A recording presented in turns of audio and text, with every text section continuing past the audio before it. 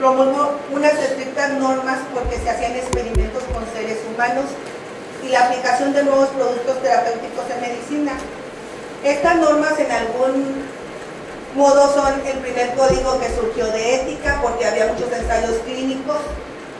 Hay 14 artículos, de los cuales 4 de ellos están dedicados al consentimiento informado. El código de Nuremberg, cuando los nazis tenían allá a los prisioneros de guerra en campos de concentración y experimentaban con ellos, surgió entonces el código de Nuremberg en 1947, hacía referencia explícita al consentimiento voluntario del sujeto, pero hasta el 64 es que se formula la declaración y se establecen requerimientos del consentimiento informado cuando la comunidad médico-científica planteó con seriedad la trascendencia de este principio ético.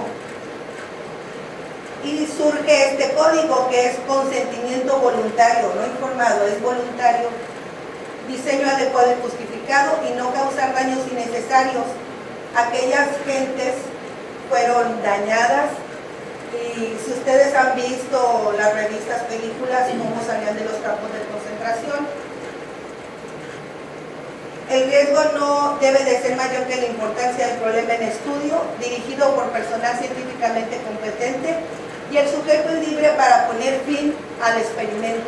En el momento que él diga, ya no quiero que experimenten conmigo, era el momento en que se dejaba de hacer. Y se debía finalizar si había sospecha de que cause daño.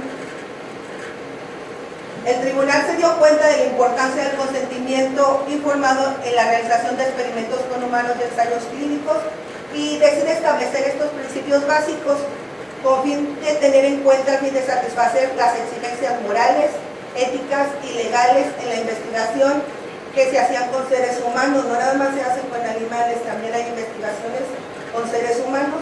Por ejemplo, en Estados Unidos experimentan cuando van a sacar los nuevos productos, hay gente que tiene el consentimiento informado y se aplica las cremas, hablando de maquillaje, y si tiene alguna consecuencia no puede demandar a la compañía, sino que experimentan con ellas. La persona afectada deberá tener capacidad legal para consentir, deberá estar en situación tal que puede ejercer plena libertad de elección, pero no debe de ser ahora sí que dirigida por alguna fuerza, fraude, engaño, intimidación, promesa, para que firme su consentimiento informado. Debe de firmarlo porque lo desea, porque quiere, porque está convencido. No se puede ahora sí que hacer una información por medio de la amenaza para que el paciente nos firme. El código de Nuremberg utiliza la expresión consentimiento voluntario, no consentimiento informado. Aquí es la voluntad de la persona. Este término fue utilizado por primera vez en el 1957 en la novedad que es el derecho del enfermo a la calidad de la información y en el deber del médico en revelarle. Si ellos tenían alguna duda, el médico tenía que retirar esa duda. Aquí vemos la calidad de la información, que sea con palabras claras, sencillas, de manera que lo entienda el paciente. Si tiene que preguntar 10 veces se le tiene que aclarar las dudas que ellos tienen. El consentimiento voluntario del sujeto es absolutamente esencial. Esto significa que todas las personas involucradas tienen una capacidad legal de dar el consentimiento informado. Debe de estar en condiciones que permitan el libre ejercicio del poder de elección. Cuando esta persona puede no firmar el consentimiento informado, cuando son menores de edad o cuando tienen algún problema psicológico, entonces se busca a alguien, a un representante legal.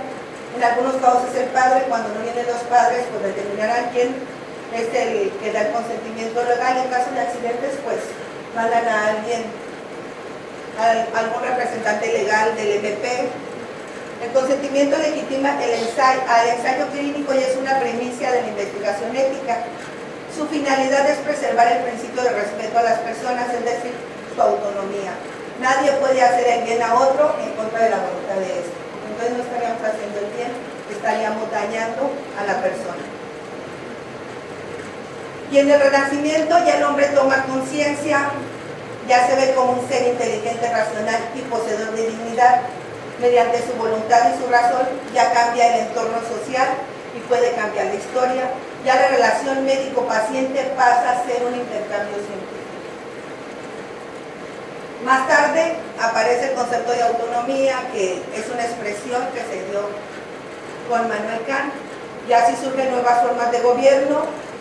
Y una sentencia de un caso de que nos habla de una persona mayor que fue a una cirugía, pero no le dijeron lo que podía suceder, nada más porque no le pidieron su consentimiento informado y tuvo problemas de paraplegia, y es aquí cuando se empieza a hacer el concepto de autonomía y a ver qué debe de ser, se empieza a valorar para verlo el consentimiento informado, ya que constituye el correlato jurídico del principio de autonomía. Ya se podía empezar a demandar a la persona que no nos decía lo que nos iba a hacer. En este caso, pues, muchas ocasiones fueron los cirujanos, con perdón de los cirujanos que están presentes, pero así lo marca la historia. El principio de autonomía: todo ser humano de edad adulta y juicio sano tiene derecho a determinar lo que debe hacerse con su propio cuerpo. Y un cirujano que realiza una intervención sin el consentimiento de su paciente comete una agresión, por lo que se le puede reclamar legalmente. Ya desde entonces ya se podían hacer demandas, estamos hablando del 79 al 94. En la década de los 70, los profesionales de la medicina comienzan a aceptar que el modelo que tenían anteriormente, paternalista, no podía continuar. Entonces es cuando los pacientes se dan cuenta que los médicos hacen caso omiso a sus peticiones. Y la historia del consentimiento informado tiene un desarrollo judicial que hizo que los médicos tardaran en incluirlo como comportamiento ético fundamental para evitar las demandas. Pero vamos a lo que nos dice la Carta de los Derechos Generales de los Pacientes. Por lo menos en 3 puntos se refieren al derecho que tienen de recibir información suficiente, clara, oportuna y veraz. Y uno de estos puntos es en el consentimiento informado. Tiene derecho a decidir libremente sobre su atención y otorgar o no su consentimiento válidamente informado cuando se va a someter a un procedimiento, por lo que los médicos tienen la obligación de observar el respeto a estos derechos. Y la Ley General de Salud también nos marca en su reglamento. El consentimiento informado se decide como la aceptación libre por parte de un paciente a un acto diagnóstico o terapéutico después de habérselo comunicado, y también decide si quiere dejar el tratamiento. Así ponga en riesgo su vida, él decide si quiere seguir o no quiere seguir. Desde los 60, la ley local que regula la actividad médica obliga a respetar la voluntad del paciente, en caso que sea negativa a tratarse o internarse, salvo en los casos de inconsciencia, alineación mental, lesionados graves por causa de accidentes, tentativas de suicidios o de delitos, es cuando se puede manejar al paciente sin consentimiento informado. Que no lo firme él, pero tiene que firmarlo alguien que lo represente. La Constitución Nacional, a través de una interpretación integrada en sus principios y normas, y lo vemos en los pactos internacionales de los derechos humanos, establece la necesidad de respetar la intimidad de las personas, y esta legislación exige que el consentimiento informado de aquellas personas que participen en experimentos y ensayos clínicos, en procedimientos de trasplantes, en caso de partículas de serologías para la terminación del virus de VIH, y en el derecho a la información del consumidor, tienen derecho a firmar un consentimiento informado. Muchas veces nuestros pacientes no saben a qué tienen derecho. Vamos a ver muchos consentimientos que se tienen que hacer que desconocemos. El consentimiento informado es un derecho de los pacientes y un deber de los médicos e instituciones. El solicitarlo siempre incluye una obligación moral antes que jurídica. Pero ¿qué nos dicen los estándares para la certificación de hospitales? Que el consentimiento informado es un documento escrito, signado por el paciente o su representante legal, mediante los cuales se acepte, bajo debida información, de los riesgos, beneficios esperados, un procedimiento médico quirúrgico con fines de diagnóstico o con fines de diagnóstico terapéuticos o de rehabilitación, Estas cartas se sujetarán a los requisitos previstos en las disposiciones sanitarias. En los consentimientos informados depende también de cada especialidad los beneficios y los riesgos. Porque si, por ejemplo, un paciente va a entrar en hemodinamia, se tienen que marcar los riesgos. Se tiene que marcar el riesgo de que el paciente puede fallecer y se le tiene que decir a la familia para que ellos firmen y después no tengamos problemas de demanda legal. Es muy importante tanto los riesgos como los beneficios que se le expliquen tanto al paciente como a la persona que viene con él. Siempre el paciente debe de venir acompañado. El consentimiento informado del paciente se obtiene mediante un proceso definido en el establecimiento y lo lleva a cabo personal capacitado. Debe de haber políticas de quién va a llenar el consentimiento informado, a quién le toca, porque luego tenemos problemas que si lo hizo, que si no lo hizo. Una de las principales formas en que los pacientes se involucran es un proceso de atención, es cuando otorgan su consentimiento informado, porque ahí es cuando ellos reciben la información de su médico, saben lo que va a suceder, saben los procedimientos que se le van a realizar. A fin de que este consentimiento sea válido, es necesario que la información acerca del acto que autoriza sea otorgada por una persona competente.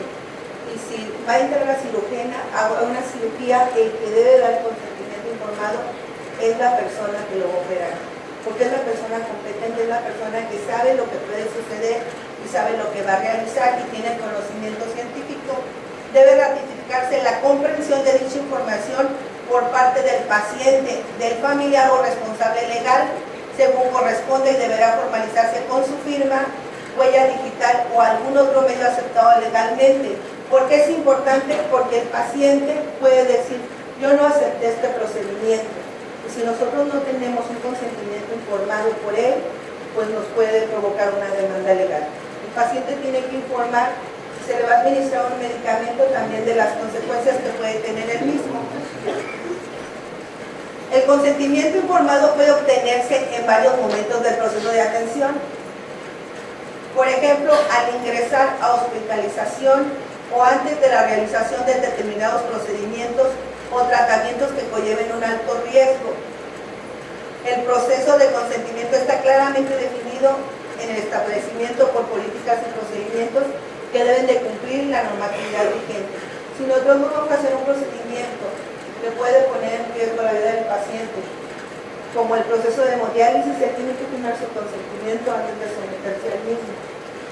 Se le va a hacer también una instalación de alguna sonda pleural, debe informar un consentimiento por lo que pueda provocar de daño al paciente en caso de la falta de permiso o algún problema.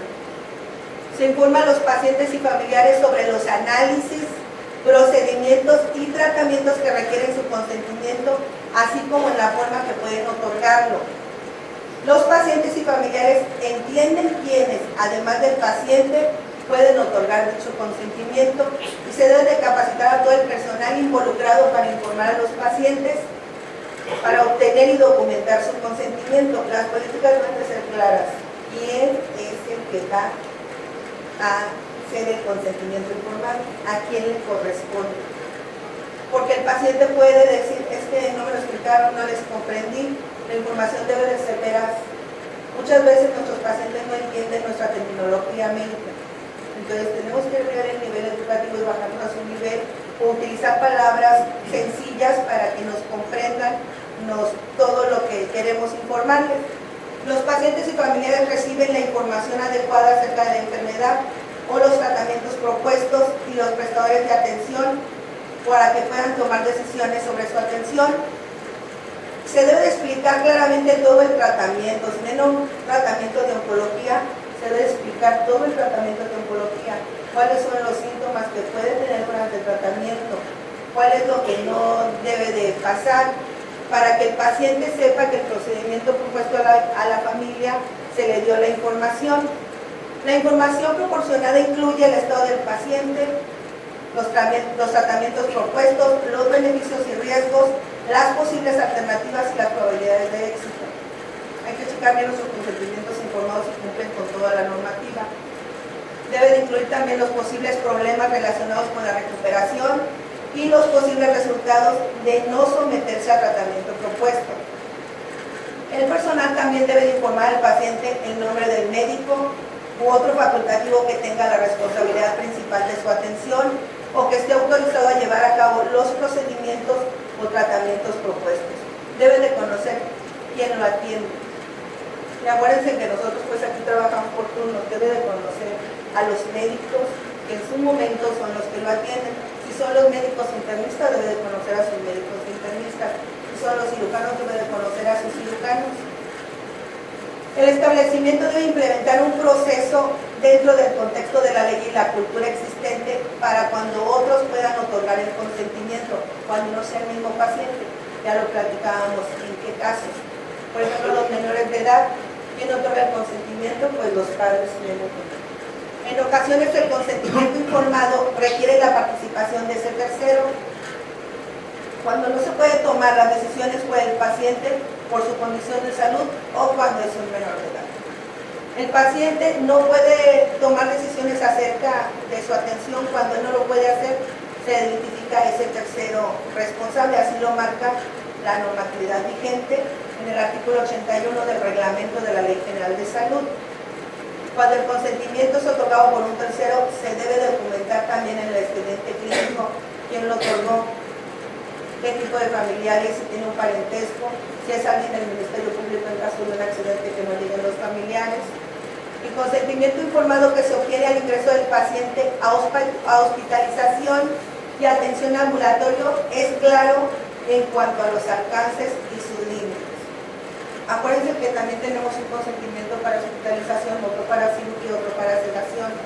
Los hospitales deben de tener un consentimiento informado en el momento en que el paciente es admitido para ser internado o atendido como paciente ambulatorio.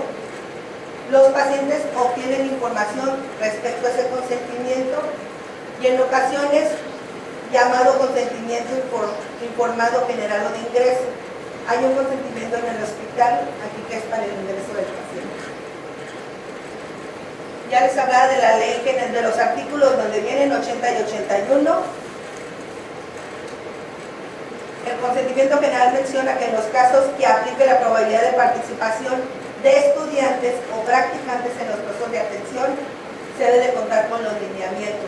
Nosotros tenemos hospital y escuela, el consentimiento informado debe decir que el paciente permite que se le atienda o se le realicen procedimientos en caso del personal, como son los residentes, y debe de estar documentado en el expediente clínico.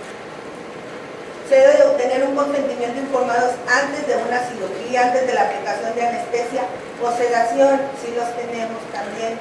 Antes del uso de sangre y hemoderivados, el paciente tiene que consentir que va a ser transfundido, también lo maneja banco de sangre, y demás tratamientos y procedimientos de alto riesgo.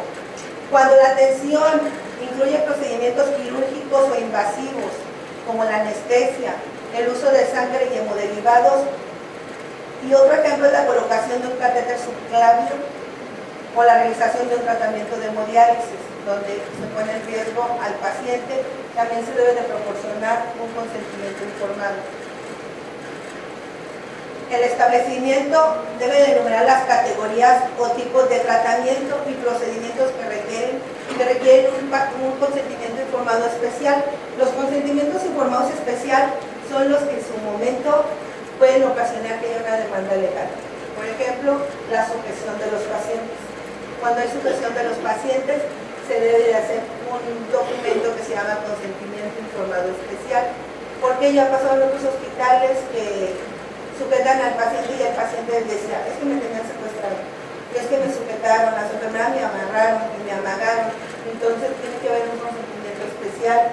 El consentimiento puede ser porque en su momento el paciente se puede provocar daño y se le debe explicar a la familia que por eso, ese es un ejemplo de cuando el paciente se puede ocasionar daño, entonces se debe de informar para que un familiar nos firme el consentimiento informado de la sujeción. Hay varios casos, pero todos los que en su momento no me pueden demandar legalmente requieren un consentimiento informado especial. El establecimiento debe enumerar estos procedimientos y tratamientos de educar al personal al fin de asegurarse que el proceso para obtener el consentimiento sea coherente. En la práctica médico-institucional y privada, tanto de médicos, dentistas y otros profesionales, el consentimiento informado enuncia de forma breve, debe ser enunciado de forma breve y lenguaje comprensible, de manera que los conceptos médicos puedan enterarse en general para los pacientes. ¿Qué debe de tener el consentimiento informado? Los datos personales del paciente, los nombres y apellidos del médico que informa. Es muy importante que los médicos que llenan un consentimiento informado, que se lo dicen al paciente, que se lo informan, pongan su nombre y su firma, por favor. Ahora sí que les hacemos una solicitud: nombre y apellido del médico que realice el procedimiento que está consintiendo el paciente, nombre del procedimiento que se va a realizar con la descripción de las consecuencias de la intervención, por ejemplo, datos relevantes, una amputación, porque si no le informan y no está por escrito que puede pasar esto, va a haber una demanda, eso es seguro. Descripción de los riesgos típicos del procedimiento. Se entiende por aquellos cuya realización debe esperarse en condiciones normales, conforme a la experiencia del estado actual del paciente. Se incluye también aquellos que, siendo frecuentes pero no excepcionales, tienen la consideración clínica de muy graves. Todo paciente que entra a quirófano tiene un riesgo mayor. Entonces, el paciente que entra a quirófano debe dar un consentimiento informado donde autorice que se le realice la cirugía. No puede el paciente salir o tener una consecuencia y que después de cirugía o después de que pasó nos demos cuenta que el consentimiento informado no estaba firmado, ni por el médico, ni por el paciente, ni por el familiar. Descripción de los riesgos personalizados. Se deben entender por todos estos los relacionados a las circunstancias personales de los pacientes y hacer referencia al estado en que se encuentran también de salud de ellos, a la edad. ¿Por qué al estado de salud? Porque el paciente puede tener una consecuencia debido al estado de salud. Al criterio del profesional puede incluirse la información que haga referencia a las molestias probables del procedimiento y sus consecuencias. Uno de nuestros consentimientos informados muy completos es el que hacen los cardiólogos cuando van a intervenir a sus pacientes en hemodinamia. Es un consentimiento muy completo de todo lo que puede suceder, de todos los riesgos, las consecuencias y los beneficios que puede ocasionar el procedimiento que se le va a realizar. Fecha y firma del médico, que como les comentaba es algo de lo más importante. La firma del paciente. Debe de haber un apartado del consentimiento en caso de que no firme su representante legal por incapacidad del mismo. Un apartado donde puede revocar el consentimiento, que también debe de figurar en el propio documento cuando él ya no quiere ser tratado, y se debe de informar al paciente acerca del costo aproximado del tratamiento, incluyendo impuestos y gastos de hospitalización, porque nuestros pacientes muchas veces no saben qué costo va a tener estar en el hospital o entrar a una cirugía. Cuando ellos se van, que les dan la cuenta, nuestros pacientes dicen, pero nadie me dijo que iba a tener un costo. Entonces vienen los problemas ya de otro tipo de índole. Yo les quise poner esta reflexión para terminar, que se puede añadir la conocida y sabia séptima proposición de Wittgenstein, que diría que en el proceso de información, y en cualquier proceso, de lo que no se puede hablar, más vale guardar silencio. El enfermo señalará este límite si tenemos curiosidad y paciencia para que nos lo muestre. No se debe evitar la complejidad real de las verdades, necesidades que conlleva la enfermedad y que el médico debería intentar entender para saber atender lo mejor posible. Muchas gracias.